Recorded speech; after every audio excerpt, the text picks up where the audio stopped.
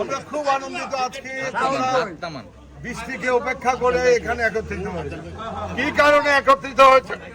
একটা উদ্দেশ্যকে সামনে রেখে। তোমরা জানো 12ই ফেব্রুয়ারি থেকে 15ই ফেব্রুয়ারি জাতীয় নির্বাচন হতে যাচ্ছে। এই নির্বাচনে বিভিন্ন জেলা থেকে উপজেলা থেকে জাতীয়তাবাদী দলের কর্মীরা নেতারা তারা অবশ্যই কামিং নির্বাচনে তারা সদস্য অর্থাৎ সংসদে যাবার জন্য তারা সবাই চেষ্টা করবে। এখানে প্রার্থীরা অনেক অনেক আমাদের এই কার্যক্রমে অনেকে সম্পৃক্ত রয়েছে। এর মধ্যে উল্লেখ করছি নাম জানা তোমাদের সবাই। এখন আমি ওনাদের সম্বন্ধে কোনো কিছু বলবো না, ওনারাও যোগাযোগ করলো এবং আমি আমার যোগ্যতাও একসাথে আমি তোমাদেরকে বলছি, তোমরা যোগ্যতা যাচাই বাছাই করে তোমরা তোমাদের মনোনয়ন দেবে। অর্থাৎ মনোনয়ন কাদের দেবে? শিক্ষাগত যোগ্যতা এবং অন্যান্য গুণাবলীর গুণে জেনে গুণী তাকেই তোমরা দেবে, যাতে করে সোনারগাঁ বিনির্মাণে একটা বলিষ্ঠ ভূমিকা।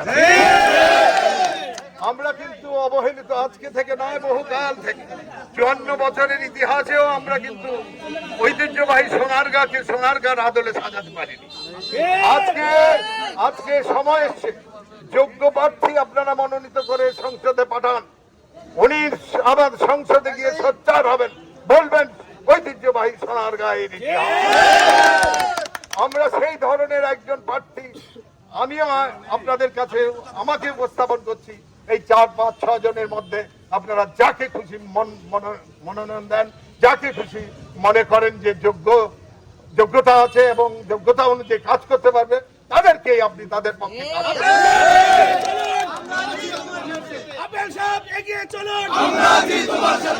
ভাইরা একটা কথা বলে যাই, হয়তো জানি না আল্লাহ তাআলা আর সুযোগ দেবে কিনা এখানে এসে কথা বলা।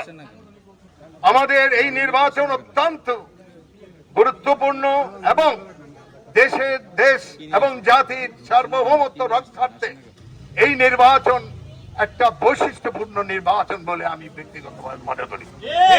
এই নির্বাচন কোন ক্রমেই ওয়ার্ল্ড ওয়াইড বিশ্বব্যাপী সেই বৈধতা পাবে যে বৈধতার আঙ্গিকে সবাই বলবে এই নির্বাচন বিশ্বের মানদণ্ডে 1 থেকে 3-এর মধ্যে সেই নির্বাচন। আমরা 17 বছরের ইতিহাস জানতে চাই। তখন নির্বাচন হয়নি, ভোট লুট হয়েছে, ভোট দিতে অনীহা প্রকাশ করেছে মানুষ কি বলবো, মানুষ ভোট কেন্দ্রেই যেতে চায়নি।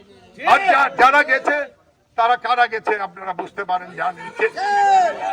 ভাইরা আমার, সেই কারণে আমাদের এই ভোট কেন্দ্রে দল মত নির্বিশেষে তাকেই ভোট দিন, কিন্তু যেন ভরভরাট থাকে, সবাই যেন নির্বাচনমুখী হয় এবং নির্বাচনে গিয়ে ভোট দিতে আগ্রহ প্রকাশ করে এবং নিজের ভোট নিজে ওনার পছন্দ মতন পছন্দের ক্যান্ডিডেটকে দিতে পারে সে ব্যবস্থা করে দেয়।